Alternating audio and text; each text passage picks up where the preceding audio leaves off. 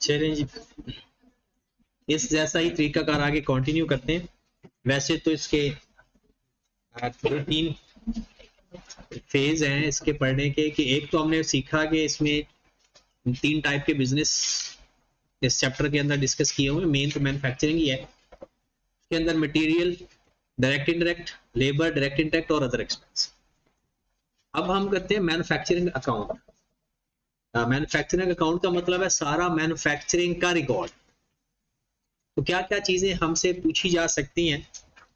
तो अगर हम मैन्युफैक्चरिंग अकाउंट बनाते हैं, रिटेलर क्या करता है,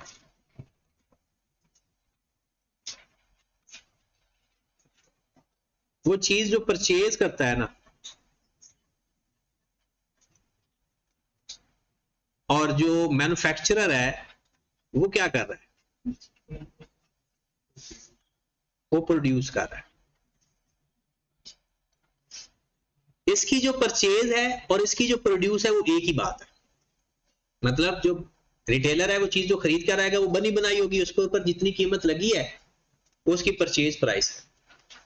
बट जो मैन्युफैक्चरर है वो खरीदता तो रॉ मटेरियल है, फिर उसको बनाता है, तो उसकी टोटल जो खर्चा हो जाए ना उसे हम कहते हैं कॉस्ट ऑफ प्रोडक्शन। क्या बोलते हैं उसे हमें? Cost of production. तो अब जरा इसमें सब ध्यान से हमने देखना है कि अगर हम देखें कि हमारे पास मैन्युफैक्चरिंग अकाउंट बनाए तो सबसे पहले उस कंपनी का नाम लिखेंगे जिसका हम मैन्युफैक्चरर अकाउंट बनाते हैं। मैन्युफैक्चरिंग अकाउंट या statement of manufacturing account,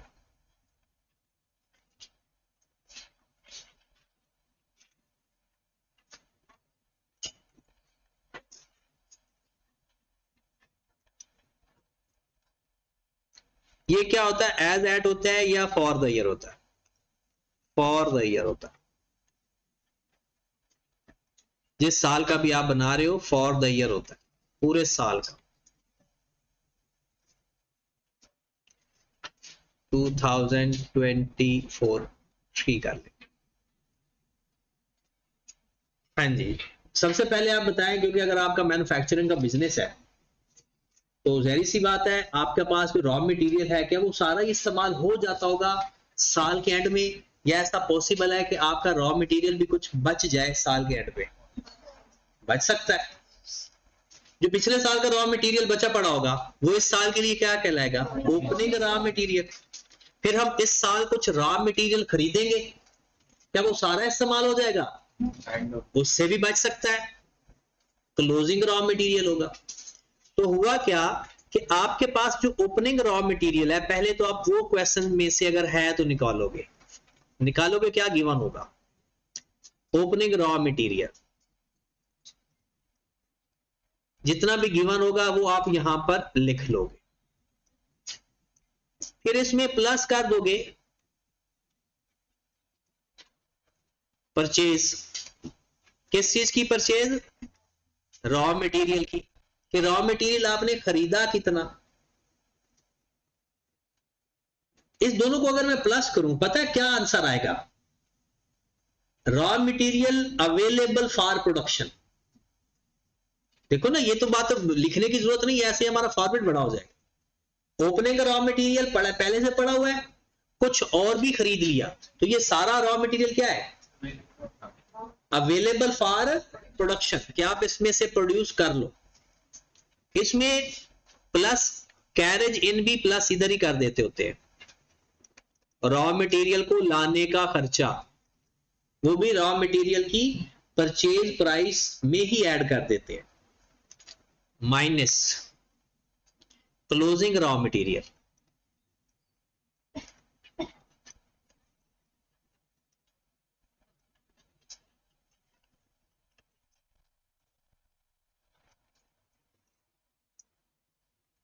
opening raw material plus raw material purchases plus carriage in minus closing raw material. अब आप मुझे बताएं, इसको प्लस माइनस करके जो आंसर आएगा उसे क्या बोलेंगे? Raw material used, raw material used या कंज्यूम्ड, क्या मतलब है? जो रॉ मटेरियल आपका इस्तेमाल हो गया। देखो जी, आपके पास ये रॉ मटेरियल पड़ा हुआ था, ये क्लोजिंग रॉ मटेरियल का मतलब क्या है? ये भी इस्तेमाल नहीं हुआ, तो बाकी रॉ मटेरियल सारा इस्तेमाल हो गया। तो इसे हम लिखेंगे raw material, raw material use. Paper में सवाल ऐसे आएगा, पूरी स्टेटमेंट थोड़ी आएगी, वो तोड़ तोड़ के पूछेगा, वो हमें सारा डाटा दे देगा और पूछेगा जी बताओ कितना रॉ मटेरियल इस्तेमाल हो गया है। ओके, यहां तक। उसके बाद इसमें हम प्लस कर देंगे डायरेक्ट लेबर, इसमें हम प्लस कर देंगे डायरेक्ट लेबर,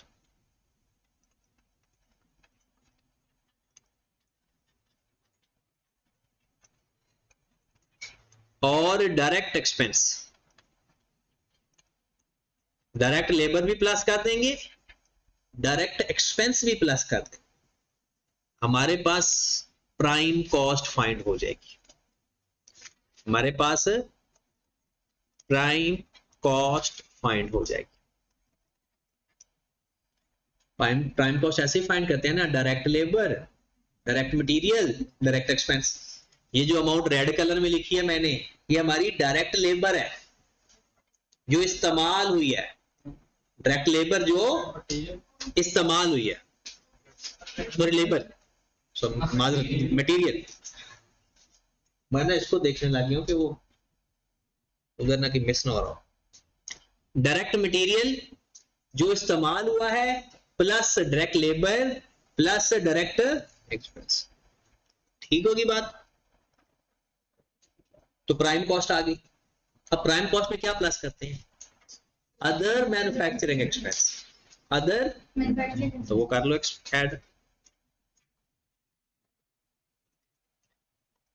ऐड हम कर देंगे अदर मैन्युफैक्चरिंग एक्सपेंस।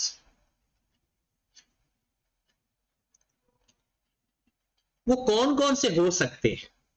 एक इनडायरेक्ट लेबर, एक इनडायरेक्ट मटेरियल,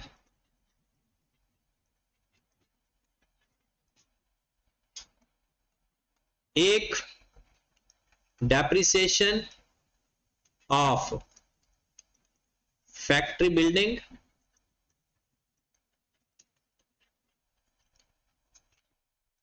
एंड प्लांट।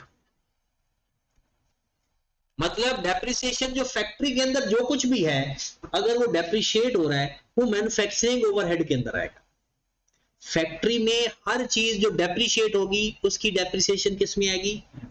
और अगर कोई ऑफिस में चीजें पड़ी होगी, हेड ऑफिस में या रिटेल ऑफिस में, उसकी डेप्रिसिएशन, अगर फर्नीचर है, बिल्डिंग है, वो अदर एक्सपेंस में जाती है, वो नॉन प्रोडक्शन ओवरहेड होते हैं। प्रोडक्शन ओवरहेड के अंदर फैक्ट्री की सारी चीजें आती हैं, जैसे सुपरवाइजर की सैलरी आ गई,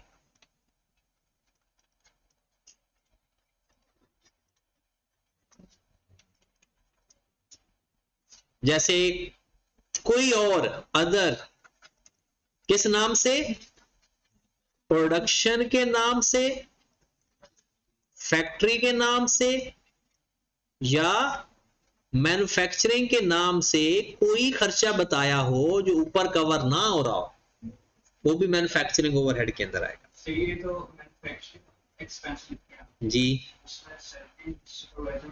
सुपरवाइजर किसे कहते हो?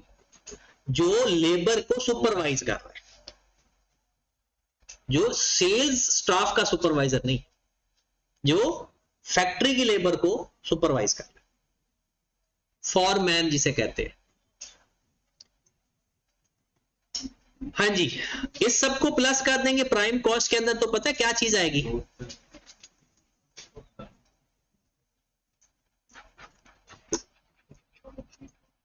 Manufacturing cost for the year, manufacturing cost for the year. इसके अंदर हम प्लस करेंगे opening work in process, minus करेंगे closing work in process, plus करेंगे opening work in process, minus करेंगे क्लोजिंग वर्क इन प्रोसेस। जो आंसर आएगा पता है उसे क्या बोलेंगे? कॉस्ट ऑफ प्रोडक्शन या cost of goods manufactured, cost of goods manufactured या कॉस्ट ऑफ, यानी जो गुड्स मैन्युफैक्चर की हैं उनकी कॉस्ट।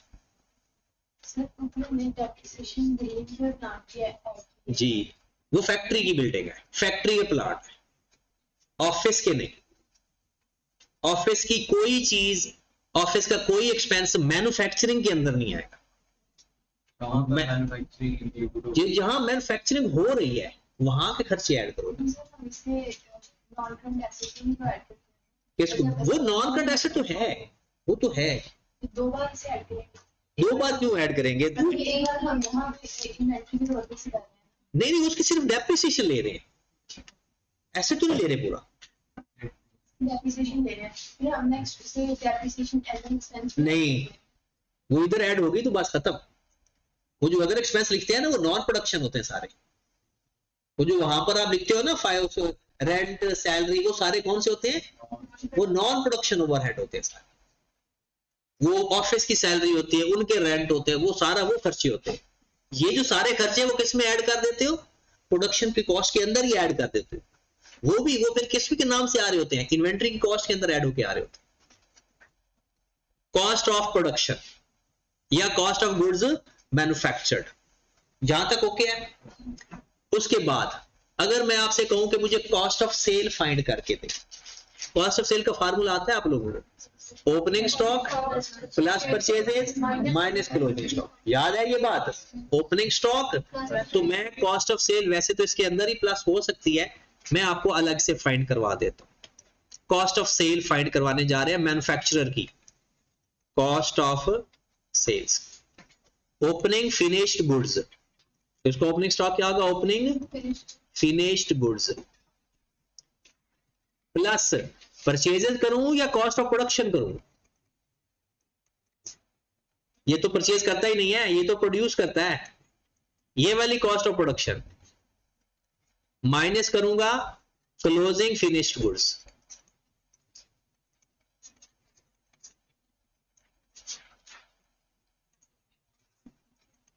तो हमारे पास क्या चीज आ जाएगी? Cost of sale. ये कॉस्ट ऑफ सेल का मतलब क्या है? जो स्टॉक बेचा उसकी कॉस्ट क्या है? कॉस्ट ऑफ सेल क्या है? जो स्टॉक हमने बेच दिया उसकी कॉस्ट क्या है? आपसे कोई प्रॉफिट पूछे मैन्युफैक्चरर का, बता सकते हो? Sale minus cost of sale, sale minus cost.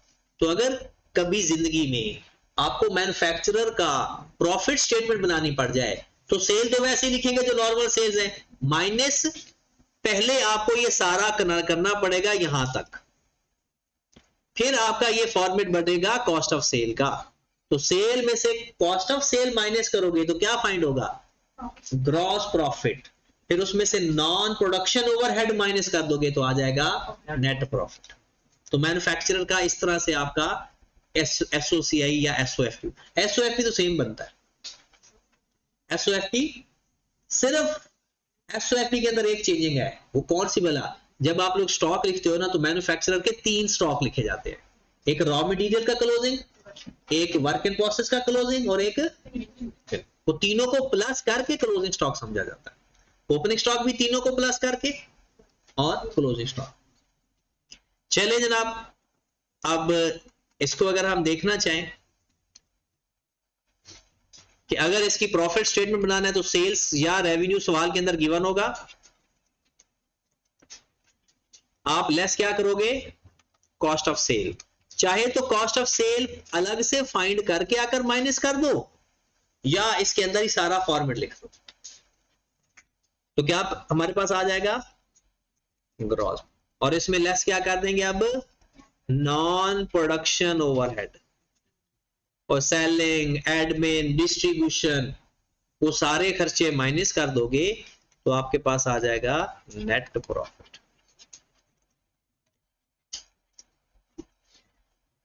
तो आप सिर्फ कुछ 5 मिनट हैं आपके पास, आप ये फॉर्मेट देखें दोबारा, ऊपर वाला सारा फॉर्मेट बल्कि सारा ही देखें, कॉस्ट ऑफ सेल तक एटलीस्ट देखें, फॉर्मेट कंप्लीट करें इसको, बड़े ध्यान से देखना है क्योंकि इसी को हमने आगे कंटिन्यू करना है।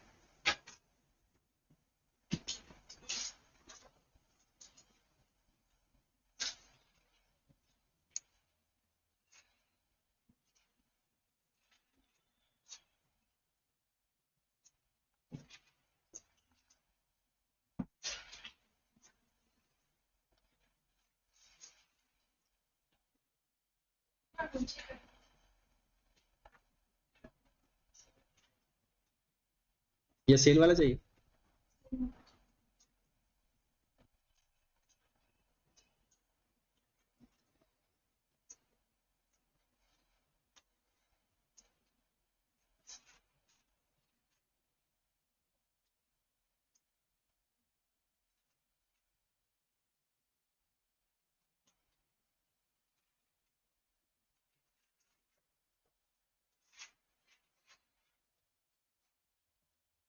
बस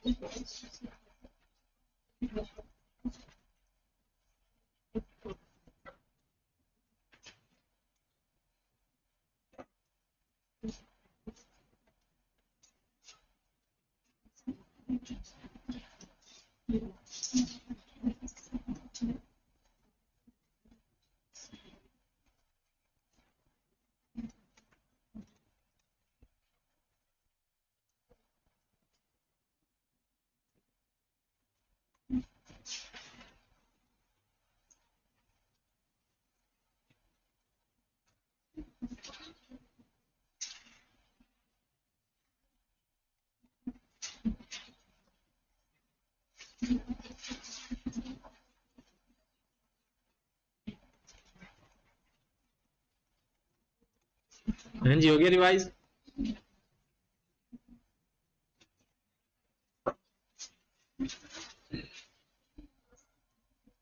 चलें नेक्स्ट।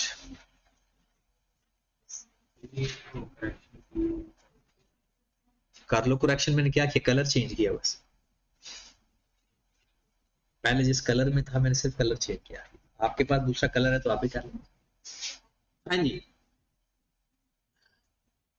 हो गया। अब हमने इसकी एंट्री पास करने जा रहे हैं और ये इसकी एंट्रीज बहुत डिफरेंट टाइप की है, कुछ एंट्रीज आज हो जाएंगी इंशाल्लाह और कुछ एंट्रीज कल तो हमारा टारगेट है कि इसको खत्म करना, ठीक है, मतलब यह है कि जितनी देर भी लगे रहे, लगी खत्म होने पे लगे रहे। हाँ जी, ओपनिंग रॉ मटेरियल की क्या एंट्री होनी चाहिए? सही है, आपने जो पहले फॉर्मेट दिखाया है ये एक्सपेंस का था। कौन सा पहले दिखाया? अच्छा, इससे पहले वो तो फुल कॉस्ट फाइंड, वो तो वैसे सिंपल था, उसका कोई तरीका, वो किसी अकाउंट का फॉर्मेट नहीं था, वो तो बस इस कॉस्ट बताई थी कि कौन सी कॉस्ट किस किस नाम से आती है। अभी अकाउंट ये है, चले अब जरा वापस आए और एंट्रीज ना साथ ही याद कर ले। ठीक है, और एंट्रीज में से भी सवाल एक आधा आ सकता है, तो वो कहेगा किस चीज की एंट्री पास करें। तो सबसे पहले ओपनिंग रॉ मटेरियल की एंट्री भला क्या होगी? ओपनिंग रॉ मटेरियल की कोई एंट्री नहीं होगी, क्योंकि ब्रॉड ऑन और कैरिड ऑन की एंट्रीज पास नहीं होती, क्योंकि ओपनिंग रॉ मटेरियल जब हमने खरीदा था तब एंट्री पास की होगी। तो फिर जो रॉ मटेरियल हमने परचेज किया है इसकी क्या एंट्री पास करेंगे? तो परचेजेस डेबिट कैश क्रेडिट, क्योंकि ये तो इन्वेंट्री है ना, तो आप रॉ मटेरियल टू कैश भी लिख सकते हो, परचेजेस टू कैश भी लिख सकते हो, इन्वेंट्री टू कैश भी लिख सकते हो, जो मर्जी लिखा हो। तो कौन सा कलर सेलेक्ट करते हैं, ये कर लेते हैं। तो एंट्री क्या पास करेंगे? Raw material debit, raw material या परचेजेस या इन्वेंट्री डेबिट, कैश या अकाउंट पेएबल क्रेडिट, जितनी भी अमाउंट होगी इन दोनों को प्लस करके इकट्ठी एंट्री पास कर देना, क्योंकि कैरेज इन भी उसी की वैल्यू को ही कहते हैं। अलग से एंट्री पास कर देना तो कैरेज इन टू कैश नहीं, तो प्लस करके पास कर देना, कोई मसला नहीं। तो रॉ मटेरियल खरीदने की क्या एंट्री होगी? रॉ मटेरियल खरीदने की एंट्री क्या होगी? Raw material debit cash credit या purchases to cash, inventory to cash, ये सारे नाम इस्तेमाल हो सकते हैं। डन, कोई मसला नहीं, आगे चलते हैं। फिर आगे ये क्लोजिंग रॉ मटेरियल की क्या एंट्री होगी? कोई एंट्री नहीं होगी, क्योंकि ना ब्रॉड ऑन की एंट्री होती है ना कैरिड ऑन की एंट्री। फिर जो रॉ मटेरियल इस्तेमाल हो चुका है, जो रॉ मटेरियल इस्तेमाल हो चुका है, क्या वो अब रॉ मटेरियल रह गया या रॉ मटेरियल की शक्ल खत्म होगी उसकी? अब वो रॉ मटेरियल की फॉर्म में नहीं है, तो उसकी क्या एंट्री होती है? वर्क इन प्रोसेस डेबिट, तो प्रोसेस में चला गया ना, work in process debit, raw material या परचेजेज। अगर ऊपर रॉ मटेरियल लिखा है तो यहां पर भी रॉ मटेरियल लिख देंगे, ऊपर अगर परचेजेस लिखा है, और ये एंट्री कौन सी होगी? यहां पर नंबर में नंबरिंग दे देता हूं, ये हमारी पहली एंट्री, ये हमारी दूसरी एंट्री। अमाउंट चाहिए होती है ना हमें, तो अमाउंट कौन सी इस्तेमाल करेंगे? तो जितना रॉ मटेरियल इस्तेमाल हो गया उसकी क्या एंट्री पास होगी? Work in process debit raw material, क्योंकि जो इस्तेमाल हो गया उसका रॉ मटेरियल वाला स्टेटस खत्म हो गया। डन, आगे चलते हैं, डायरेक्ट लेबर की एंट्री पास करते हैं। नंबर 3, डायरेक्ट लेबर की एंट्री क्या पास होती है? डायरेक्ट लेबर को जो हम पेमेंट करते हैं ना, पता है उसे क्या कहते हैं? Manufacturer payroll.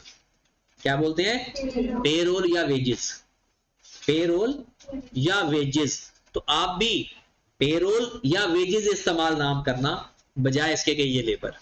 तो जैसे ही लेबर का एक्सपेंस आया, तीसरी एंट्री हमारी पास होगी वेजेस या payroll. Number 3, payroll account debit, accrued payroll credit या पेरोल पेएबल क्रेडिट या कैश क्रेडिट। को पे कर दोगे तो कैश, और अगर पे नहीं करोगे तो एक्रूड। पे कर दोगे तो कैश और पे नहीं करेंगे तो एक्रूड पेरोल। मोस्टली ऐसा होता है कि जब लेबर अकर हो रही होती है तब नहीं पेमेंट हो रही होती, बाद में लोग पेमेंट कर रहे होते हैं लेबर की, यानी काम लेबर ने आज कर लिया, पैसे महीने बाद दिए, तो आज जो एंट्री है वो तो पेरोल टू एक्रूड पेरोल होगी। फिर तीसरी entry,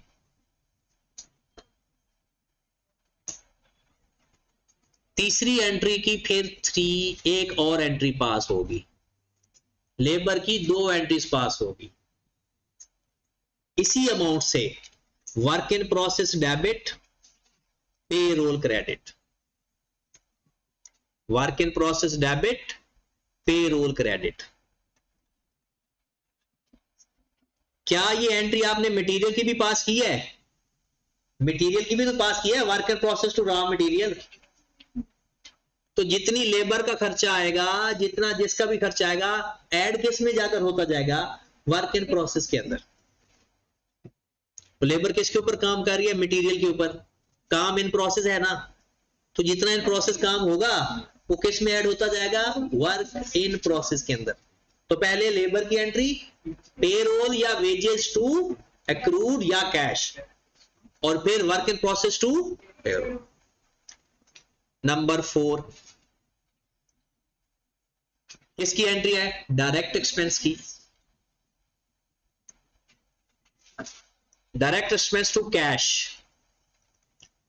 direct expense debit, cash credit.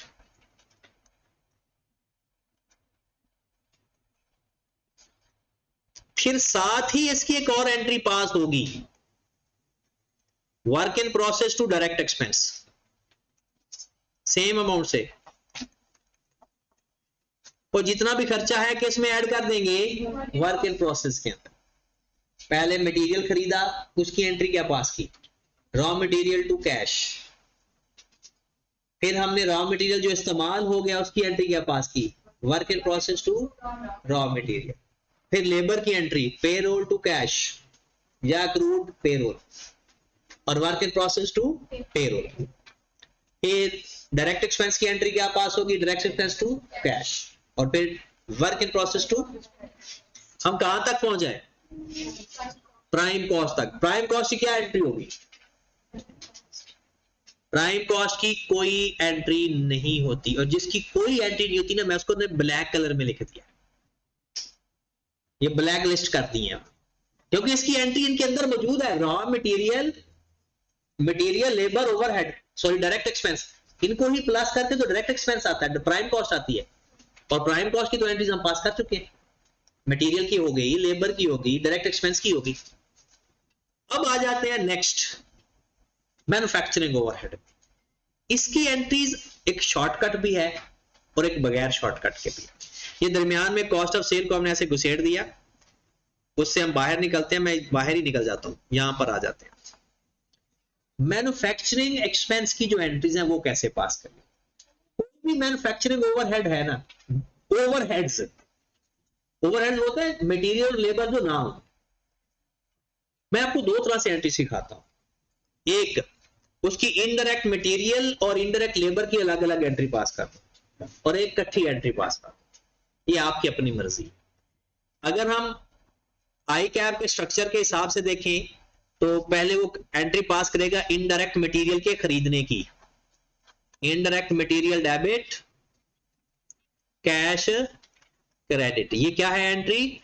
जब इनडायरेक्ट मटेरियल खरीदा और जब इसको इस्तेमाल करेगा तो क्या एंट्री पास होगी? वर्क इन प्रोसेस डेबिट और indirect material credit. Work in process debit, indirect material credit.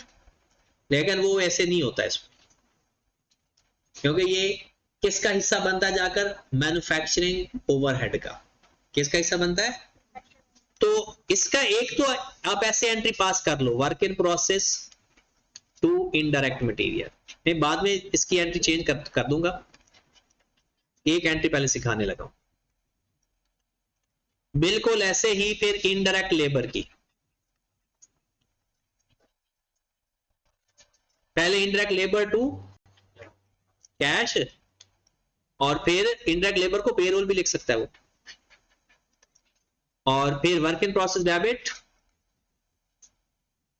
और पेरोल क्रेडिट। तो ये ना बिल्कुल डिफरेंट हो जाता है मैन्युफैक्चरिंग ओवरहेड से। मैन्युफैक्चरिंग ओवरहेड की मैं आपको एंट्री सिखाता हूं, आप सबके लिए वही एंट्री पास कर लो। सब मैन्युफैक्चरिंग ओवरहेड की ना एक एंट्री बना लो, मैन्युफैक्चरिंग ओवरहेड डेबिट,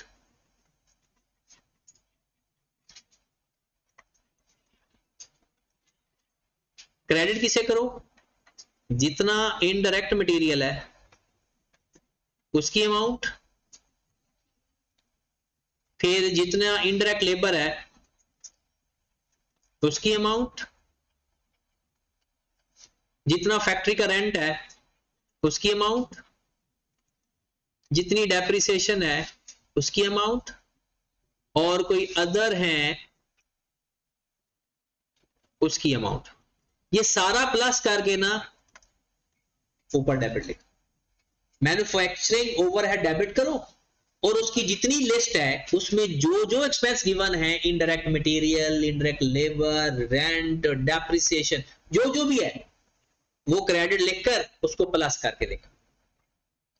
ये आपना ये एंट्री दो या इसके अलावा बाकी सारी पास करने की बजाय, एंट्री तो बहुत ज्यादा बनती है, इनकी एंट्री सारी वही बनती है, सबकी एक एक ओरिजिनल एंट्री बनेगी, फिर मैन्युफैक्चरिंग के में आएगी, मैन्युफैक्चरिंग से वर्क इन प्रोसेस में जाएगा। हमने एक स्टेप बाईपास किया है। जैसे पहले रेंट की ओरिजिनल एंट्री ये थोड़ी होती है, रेंट टू कैश होती है। रेंट की जो ओरिजिनल एंट्री होगी वो क्या होगी, रेंट टू कैश। हमने बोला क्या एंट्री पास कर दी, मैन्युफैक्चरिंग ओवरहेड टू रेंट। हमने उससे अगले वाली एंट्री पास की, पहले वाली एंट्री छोड़ दी। तो क्या हुआ, manufacturing overhead debit, indirect material भी क्रेडिट, इनडायरेक्ट लेबर भी, रेंट भी, मतलब जो जो मैन्युफैक्चरिंग ओवरहेड है। चलो जी अपने फॉर्मेट पे जाओ, हम कहां तक पहुंच गए। इन सब की एंट्रीज मैंने आपको पास करवा दी, इनको सबको प्लस करके किसको डेबिट कर दिया, मैन्युफैक्चरिंग ओवरहेड को, और सबके नाम को क्या कर दिया हमने, क्रेडिट। ये पहली एंट्री नहीं है, ये दूसरी एंट्री है, पहली हमने पास करने की जरूरत नहीं है। अब आ जाए जनाब, इसके बाद मैन्युफैक्चरिंग ओवरहेड डेबिट, सारे एक्सपेंस क्रेडिट, इससे अगली एंट्री मुझे बताएं, ये आपने मुझे बताएं। Work in process debit, manufacturing overhead credit, वैसे ही कर रहे हैं ना हम सारे, हर एक को किसमें ऐड करी जा रहे हो, किसमें, वर्क इन प्रोसेस के। पहुंच गया यहां तक।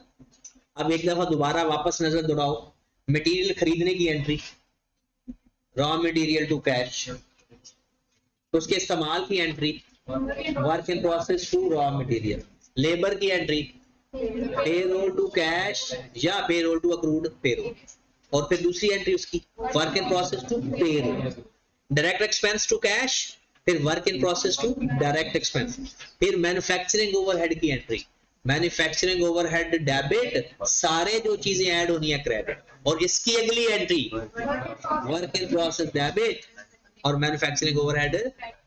Got it. आगे चलते हैं, कहां तक पहुंच गए हम। उसके बाद आपके पास एक अमाउंट आई है, उसके बाद किसी की एंट्री नहीं पास होनी, डायरेक्ट एंट्री पास होनी है कॉस्ट ऑफ प्रोडक्शन की। कॉस्ट ऑफ प्रोडक्शन का मतलब है चीज तैयार हो गई, कॉस्ट ऑफ प्रोडक्शन का मतलब क्या है, चीज तैयार हो गई। कॉस्ट ऑफ प्रोडक्शन की एंट्री देख लें क्या होती है, finished goods debit, work in process credit, finished goods debit, work in process, कोई समझ लगी। और जो चीज तैयार होगी क्या अभी भी प्रोसेस में है, जो चीज तैयार हो गई वो है कॉस्ट ऑफ प्रोडक्शन। ये एंट्री है किसकी, कॉस्ट ऑफ प्रोडक्शन की अमाउंट की। उसकी एंट्री क्या पास करेंगे, चीज जब तैयार हो गई है तो finish goods debit, work in process credit. फिर आगे चलें अगला स्टेप। अब इसने सेल होना है, जब ये सेल होगी तो क्या एंट्री पास होगी, सेल की दो एंट्रीज, एक अकाउंट रिसीवेबल टू सेल और एक cost of sale to finished goods. और जब चीज बिक गई तो फिनिश्ड गुड्स भी खत्म, वो क्या बन गई, कॉस्ट ऑफ सेल। वो हमारा अब एसेट नहीं रहा, हमारा एक्सपेंस बन गया। जब कॉस्ट ऑफ सेल की एंट्री पास करते हैं ना, उस वक्त हमारी इन्वेंट्री एसेट का स्टेटस उसका खत्म हो रहा होता है और वो एक्सपेंस बन रहा होता है। कहते हो ना कि जब इन्वेंट्री सेल करते हो एक्सपेंस में लिखते हो। तो आगे जब सेल होगी तो सेल की दो एंट्रीज, एक अकाउंट रिसीवेबल टू सेल्स, ये होगी सेल की अमाउंट से, और साथ इसके एक और एंट्री पास होगी cost of sale debit, finished goods credit. Cost of sale debit, finished goods credit, cost of sale to finished goods. Okay. इसके अलावा जो जितने भी नॉन प्रोडक्शन ओवरहेड है ना, सैलरियां पे की, वो सिंपल एंट्रीज बात करो, salary to cash, depreciation to accumulated depreciation, rent to cash, जितने भी नॉन प्रोडक्शन ओवरहेड है ना उनकी नॉर्मल एंट्रीज जो हम नॉर्मल पढ़ते हैं। उसकी रेंट की एंट्री रेंट टू कैश, उसकी डेप्रिसिएशन टू अक्यूमुलेटेड डेप्रिसिएशन, यहां तक ओके है, खत्म होगी एंट्रीज हमारी। एक चीज रह गई इसके अंदर ना, वो एक और चीज है, वो अभी मैं नहीं बता सकता, वो कल बताऊंगा क्योंकि कल मेन टारगेट ही हो गया। तो एंट्रीज आपको पहली बात आपको ये फॉर्मेट आना चाहिए, क्योंकि फॉर्मेट से ही वैल्यू मिलेगी आपको। फॉर्मेट करने के बाद फिर आपने अपनी अपनी उसकी एंट्रीज पास करते हैं, ठीक होगी बात। अब जरा सवालों की तरफ अगर जाएं,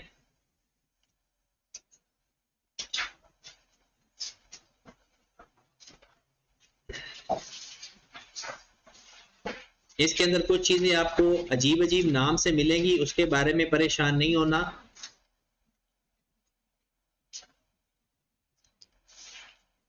ये एंट्री उसने किसकी पास किया जनाब, रॉ मटेरियल खरीदने की।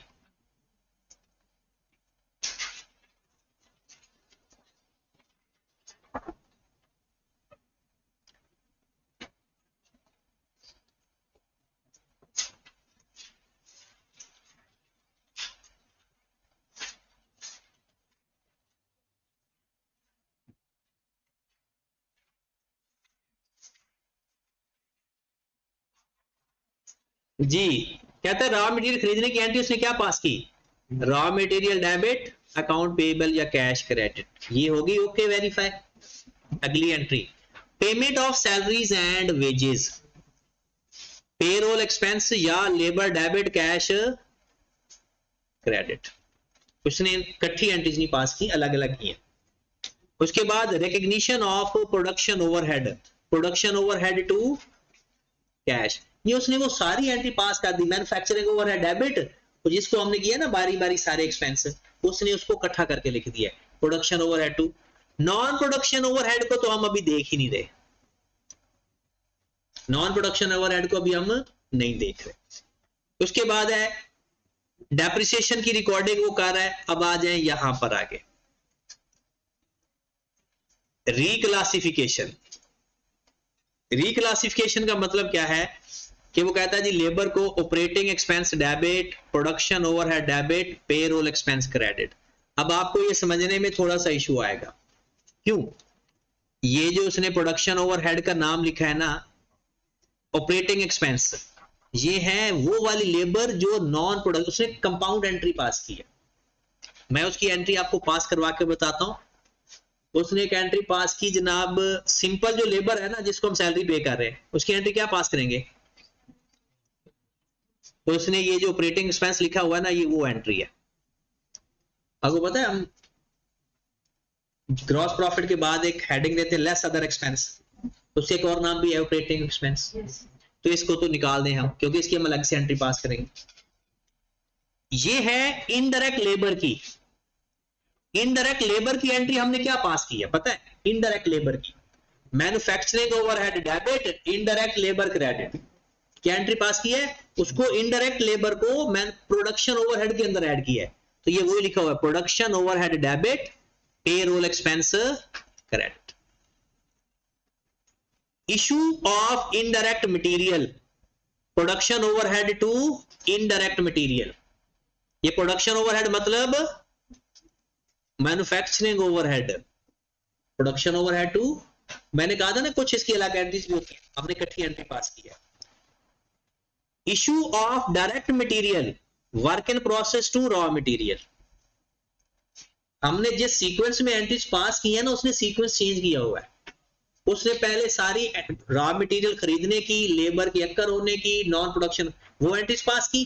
अब वर्क इन प्रोसेस की सारी एंट्री पास करेगा। फिर देखिए लेबर की एंट्री क्या पास कर रहा है, work inventory, work in process debit, payroll credit. Absorption, ये क्वेश्चन मार्क है, ये कल की एंट्री है। Transfer to cost of completion, finish goods debit, work in process credit, cost of sale debit, finish goods credit. उसने जो entries pass की हैं उसकी अंडरस्टैंडिंग और जो आपने एंट्रीज पास की हैं वो है सेम ही, लेकिन तरीकाकार चेंज है, क्योंकि इससे ना थोड़ा सीखना मुश्किल हो जाता है। हाँ जी, ये जो अगला चीज आ रही है ये हमारा कल का टारगेट है। लो जी, ये सवाल आ गया आपके पास, ये आपने सवाल करना है, ये आपको इंफॉर्मेशन गिवन है। यहां पर देखिएगा, बल्कि इस सवाल को आपने नहीं करना, ये सवाल अभी आपके लेवल का नहीं है। ओपनिंग, इश्यू टू प्रोडक्शन, ये भी अभी जरूरत नहीं है। यहां पे आ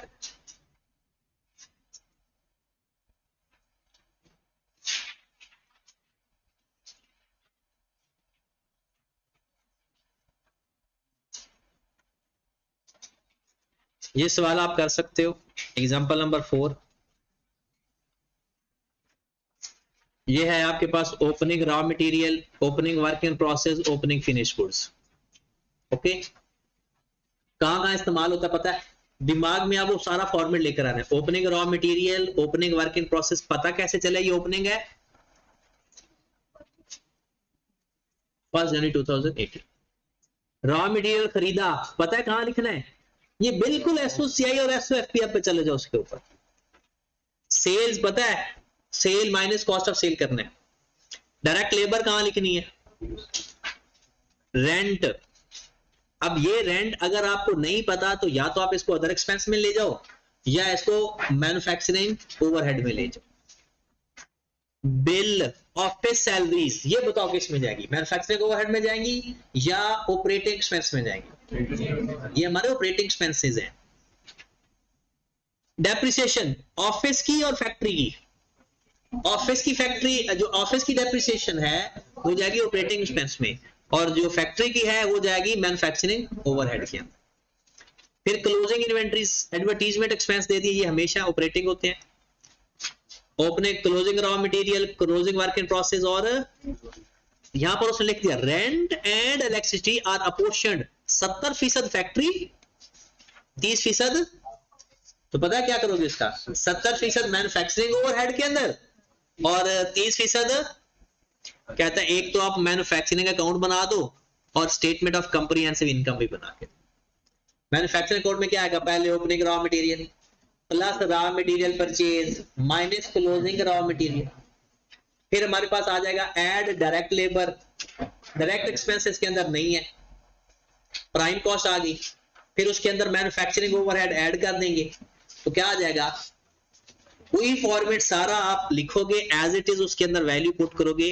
यहां पर देखें ये मैन्युफैक्चरिंग अकाउंट लिखा हुआ है। ओपनिंग रॉ मटेरियल, इसने ना फॉर्मेट ऊपर नीचे लिखा हुआ, बात एक ही है, परेशान हो जाना। ये उसने लिख दिया ओपनिंग रॉ मटेरियल, ये उसने किसको लिख दिया? परचेज को, और ये लिख दिया क्लोजिंग रॉ मटेरियल, और इसको प्लस माइनस करेंगे तो कितनी अमाउंट आएगी? और ये क्या है? Cost of material available for consumption, raw material available for, ये उसके बाद आ जाएगा रॉ मटेरियल कंज्यूम्ड, उसमें डायरेक्ट लेबर ऐड कर दिया, अदर डायरेक्ट एक्सपेंस नहीं है, प्राइम कॉस्ट आ गई एज इट इज। फिर वो सारे मैन्युफैक्चरिंग ओवरहेड ऐड कर देंगे, तो ये हमारे पास आ जाएगी कॉस्ट ऑफ गुड्स मैन्युफैक्चर। अगला क्या होगा? Sale minus cost of sale. Cost of sale कैसे आएगी इसकी? Opening finish goods plus cost of production minus closing finish goods. Gross profit, तो आपका ना पूरे का पूरा कौन सा रिवाइज हो जाएगा? फॉर्मेट फाइनल अकाउंट वाला। तो एक तो आपने ये इसका पहला सवाल करना है कंप्लीट, इसका पहला नहीं चौथा है मेरे ख्याल में, ये 5वीं एग्जांपल भी कंप्लीट, यानी इसको रीड करने के बाद इसमें भी मैन्युफैक्चरिंग अकाउंट बनाना है और इसकी एंट्रीज भी पास करनी है। बस ये दोनों सवाल करके इसकी एंट्रीज पास कर दे, ठीक है? कल ये वेरीफाई करके, तो कल हम मेन इसका जो थोड़ा सा टॉपिक रह गया है थ्योरेटिकली और न्यूमेरिकली, और इंशाल्लाह कल हम इसके फिर काम करेंगे। एमसीक्यूज भी कल साथ ही हो गए, ठीक है? तो अब आपको पता होमवर्क क्या है आपका? एक एग्जांपल नंबर 1 भी है, ठीक है? एग्जांपल नंबर 1 प्लस वो जो स्टडी टेक्स्ट रीड करना है वो, प्लस एग्जांपल नंबर 4, और बस ये कर लेना इंशाल्लाह।